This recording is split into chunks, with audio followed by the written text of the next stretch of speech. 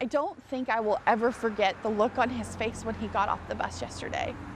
Dang it, why am I crying? He was so defeated. It was so ridiculous because by the time I got home, it was 6:03. So I want to know about your day, your experience. It was the first day. How did it go? We didn't get to do none of that. It was literally you come home, you take a shower, you eat, and go to bed. And with that, will JCPS fix the transportation disaster, as they are calling it, by Monday? That is the big question still lingering tonight. Hello, everyone, and thanks for joining us on the night team. I'm Doug Proffitt. The superintendent, Marty Polio, did not talk to reporters today, despite our many requests for updates. But in his video message earlier today, said they would not go back to school until they can get kids home safely. In the meantime, parents say they don't trust JCPS, and late today, Republican Kentucky lawmakers are making their move. WHAS 11's Connor Steffen is joining us live right now. And Connor, some state lawmakers want to break up JCPS into parts. What can you tell us about that? Doug, it remains a partisan call for action tonight from GOP state lawmakers who want Governor Andy Beshear to call a special session on this issue after a disastrous first day of school. We were on the bus for like 3 hours. Everyone had to use the bathroom. Everyone was hungry. And we were all just like sad. That busing disaster is still somewhat of a sore subject for this family of 7. She came off the bus covered in her own urine and immediately had to get a bath. She's a little girl, you know, you can't sit on the bus that long. Jacqueline and Evie Kilpatrick of Highview were among the dozens, if not hundreds, of students impacted by this transportation blunder, to their parents' dismay. Yeah, that bus was just right over here, too. They found this video at 9:10 Wednesday night as their 2 elementary schoolers ran off the bus and into their arms, sobbing. This is squarely on the board who voted this in. Yeah.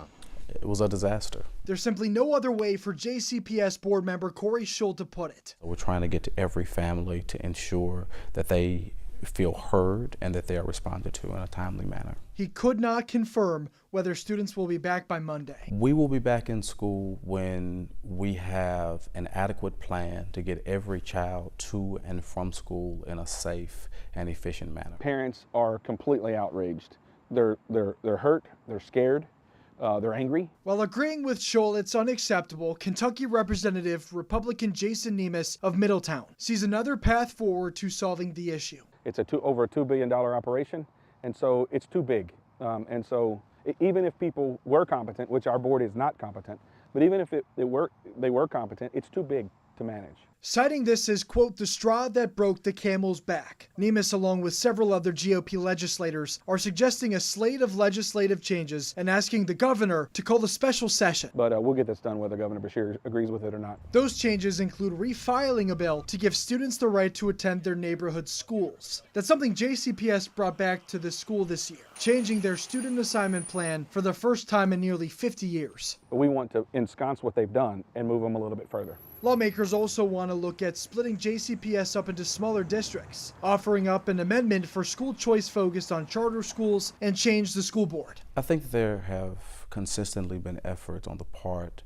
of the Republican Party here in Kentucky to take over JCPS. What we in JCPS are committed to doing is educating the 96,000 children who enter our buildings day in and day out. And just worried that we wouldn't get home in time to eat dinner. Kids currently out of school as JCPS works through a disastrous busing ordeal.